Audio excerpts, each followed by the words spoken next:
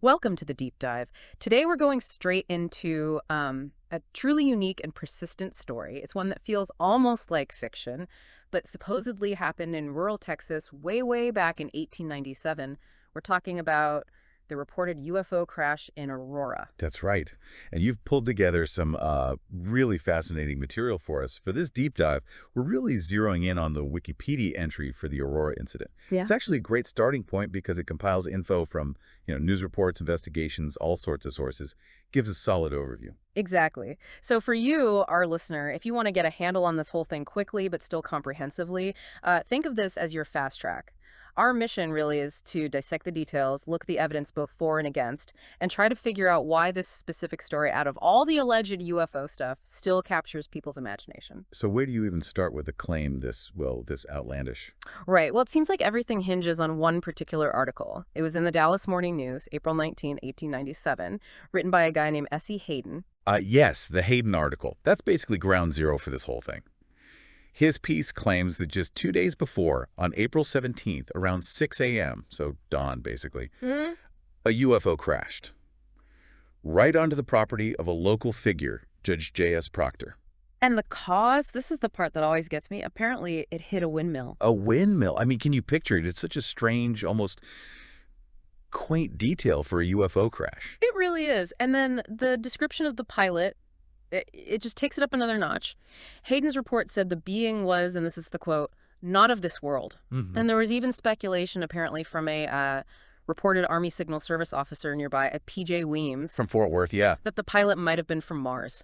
We have to remember this is 1897. That context is so important. In the late 1800s, there was this huge public fascination with Mars. Percival Lowell's canals. H.G. Wells is just around the corner. So the idea of Martians, while maybe odd now, kind of fit the scientific zeitgeist of the time, if you will. That makes sense. And the story gets even more remarkable. The article says this pilot, this being, died in the crash. Right, and was apparently given Christian rites, Right. buried in the local Aurora cemetery. A full burial. And supposedly there was even a stone marker placed on the grave. But the Wikipedia entry notes that marker is long gone now. Vanished. Which just adds another layer of mystery, doesn't it? It does. And speaking of official markers, there is a Texas Historical Commission sign, but it's outside the cemetery. And importantly, it acknowledges the story, but calls it a legend. That's a really key distinction, I think. It shows the story is part of the local history, the folklore, but stops short of saying, yep, aliens landed here. It's part of the town's identity, true or not. Okay, so that's the initial report. What about the immediate aftermath, the wreckage and all that? Well, according to the lore, the debris wasn't just left there. It was supposedly gathered up. Some of it got dumped into a well, the well under the windmill it supposedly. One it crashed into. Okay. Yeah. And apparently some other bits were buried with the pilot in the cemetery. Okay, that brings us to another key figure, right? Decades later, Brawley Oates. Exactly. Brawley Oates. He bought Judge Proctor's property, the crash site property, around 1935. And he becomes central to the physical evidence part of the story. How so? Well, the story goes he decided to clean out that old well, maybe to use it for water, who knows. But sometime after doing that, he developed really severe arthritis, crippling arthritis. And he connected the two. He did. He apparently became convinced his illness was caused by contaminated water from the well. Contaminated, he believed, by the leftover UFO debris dumped in there decades earlier. Wow, that's quite a leap, but you can see how that belief would form. And didn't he do something drastic because of that? He did. Around 1945, he sealed the well completely, put a concrete slab over it, and then, just to be sure, I guess, built an outbuilding right on top of the slab. Sealed it off entirely. What do you make of that? I mean, does that suggest he really believes something dangerous was down there? Or could there be, more mundane reasons to seal an old well? It definitely adds this physical, tangible element, a sealed location investigators would later want to get into. But yeah, you're right. Correlation isn't causation. His arthritis could have been totally unrelated. Sealing old wells isn't unheard of for safety reasons. But his reason for doing it, his belief, that's what really cemented its place in the Aurora mystery. Okay, so we have the crash story, the weird burial, the contaminated well, but there's a strong counter-argument, isn't there? The idea that the whole thing was just made up. Absolutely, the hoax theory. And this gained a lot of traction later on. The Wikipedia page highlights a key source for this. A 1980 interview in Time magazine. Right, with Etta Peggs. She was an elderly resident, 86 at the time. And she claimed, pretty bluntly, that the original writer, S.E. Hayden, just invented the whole story, Yeah. made it up out of whole cloth. And her reason. Why would he do that? Well, according to Peggs, Aurora was dying back in 1897. The railroad had bypassed the town, the cotton crops were failing, people were leaving. Hayden, she said, cooked up the UFO story as a joke, basically. A publicity stunt to try and drum up some interest, maybe attract visitors, save the town. That's actually a pretty believable motive for the time, isn't it? A struggling town needing a story. It is. And Peggs didn't stop there. She also claimed that Judge Proctor, the guy whose land the UFO supposedly crashed on, Yeah. never even had a windmill. Oh. Well, that's a direct hit on the original story, if true. No windmill, no collision. Exactly. It potentially blows a huge hole in Hayden's account. Didn't later investigations complicate that? I seem to remember something about finding evidence of a windmill. You're right. It gets more complicated. Much later, an investigation by the show UFO Hunters, they actually went to the Oates property near the well, and they reported finding remnants, what looked like the base of an old windmill. Okay, so that seems to directly contradict Etta Peggs' claim and support the original 1897 article, at least on that specific point. It certainly seems to lean that way. However, to add another layer, there was some pushback on that finding too. Paranormal researcher Jerry Drake, he looked into it and argued the well itself looked like a more modern type, maybe built after 1940. So even if there was a windmill there at some point, maybe that specific well wasn't the original 1897 well associated with it. That was a suggestion, that the timeline didn't quite add up for that particular well being part of the 1897 incident. So yeah, the windmill and the well connection, it's still a bit murky. It's like peeling an onion, isn't it? Every layer reveals something else, maybe contradicts the last one. Okay, so we've got the wild initial report, the strange aftermath, a strong hoax theory. But people didn't just leave it there, right? There were actual investigations. Oh yeah. Over the years, several groups tried to dig into it. The Wikipedia entry mentions a few key ones. First up, pretty early in the modern UFO era, relatively speaking, was a local TV station report, KDFW in Dallas, back in 1998. What did they find? Well, they interviewed locals, including Jim Mars, who is a prominent author on UFOs and conspiracies. Mars believed something crashed, but the report itself, they didn't find any smoking gun, no conclusive proof of anything extraterrestrial, and they did make sure to point out that the official Texas historical marker calls it a legend. So acknowledging the story but keeping that skeptical distance, okay, then things seem to ramp up in the 2000s, with cable TV getting involved. Right. First, there was an episode of UFO Files in 2005. It was titled Texas's Roswell, which tells you the angle they were taking. Definitely sets expectations. What did their investigation, which I think was with MUFO and the Mutual UFO Network, turn up? They reportedly uncovered a couple of new eyewitness accounts, which is interesting so long after the fact. One was Mary Evans, who was just 15 in 1897. She claimed her parents went to the crash site and told her they saw the alien body, though they wouldn't let her go see it. Okay. And the other one? A guy named Charlie Stevens. He was 10 at the time. He remembered seeing a smoking airship, he called it, heading towards Aurora, and later heard his dad talking about seeing the wreckage. Late emerging eyewitnesses. How much weight can you put on those, really? I mean, memory is tricky over that long. That's the big question, isn't it? Yeah. It adds a human element, some color, but decades later, memories can shift, get influenced by the story itself. So intriguing, but definitely need to take them with a grain of salt. Did the UFO Files MUFON team look at anything else? The cemetery, perhaps? They did focus on the cemetery, yeah. They located a grave marker, not the original one that vanished, but a different one that they said seemed to show a depiction of a flying saucer, like etched onto it. Seriously, a saucer carving? That's what they reported. And they also got metal detector readings near that grave, which, sounded promising. So did they dig? Did they exhume the grave? They wanted to. MUFON requested permission to exhume, to see if there were any non-human remains or unusual artifacts. But the Cemetery Association denied the request. Permission denied.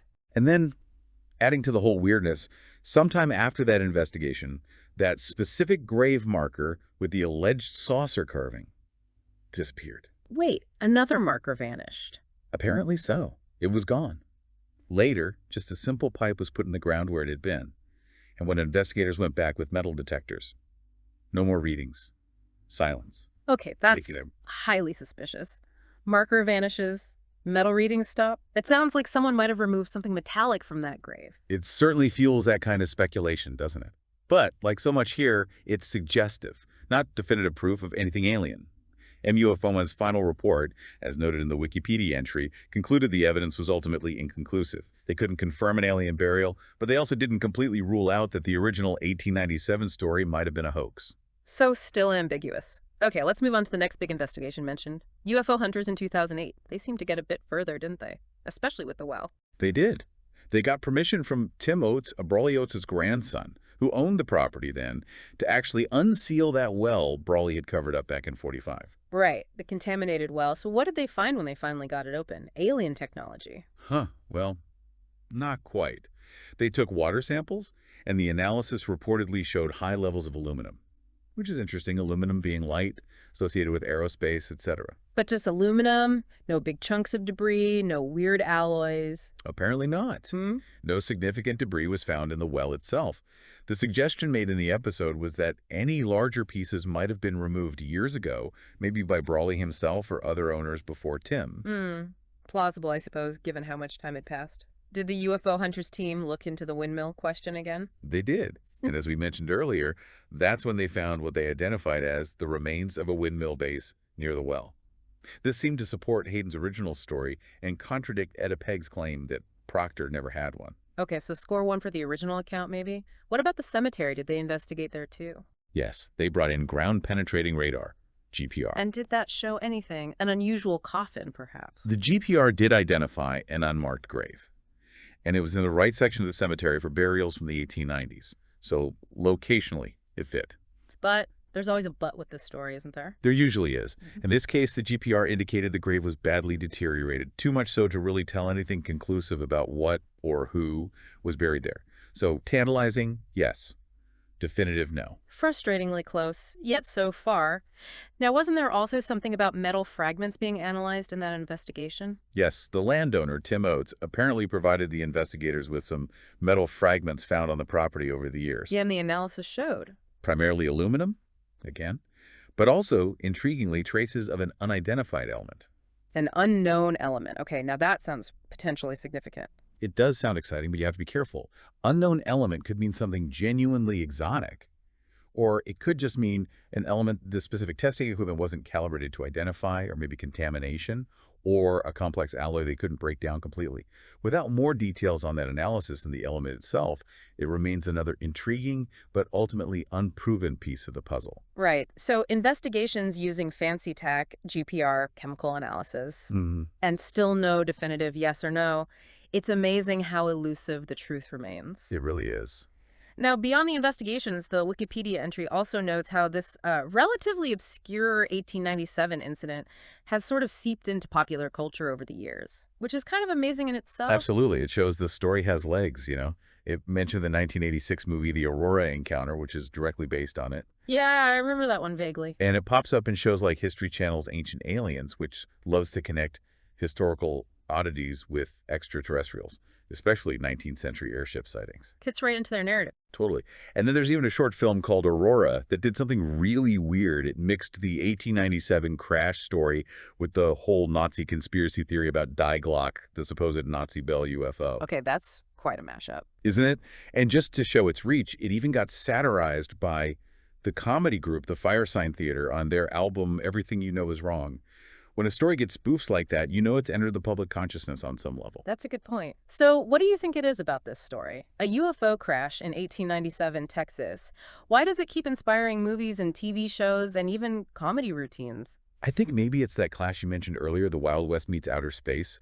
It's such an anachronistic image. Plus, you have all the classic UFO tropes, the crash, the body, the military figure Weems, the burial, the potential debris, the cover-up hints with the sealed well and disappearing markers. It's got all the ingredients of a classic mystery. So pulling it all together then, we start with this single sensational newspaper report from 1897. Right, which then sparks over a century of speculation investigations. We get these intriguing, though maybe questionable, later eyewitness accounts. Some physical clues like the aluminum, the possible windmill base, the GPR anomaly, the weird metal fragments. But then you have the strong possibility of a hoax, a really understandable motive for a struggling town. Exactly. It's this constant back and forth between potentially extraordinary evidence and very ordinary explanations. You know, the whole thing is just a fascinating case study, isn't it? It touches on the power of belief, our desire for answers when something weird happens, how local legends take root, and how this one little Texas town got forever tied to, well, maybe a piece of extraterrestrial history,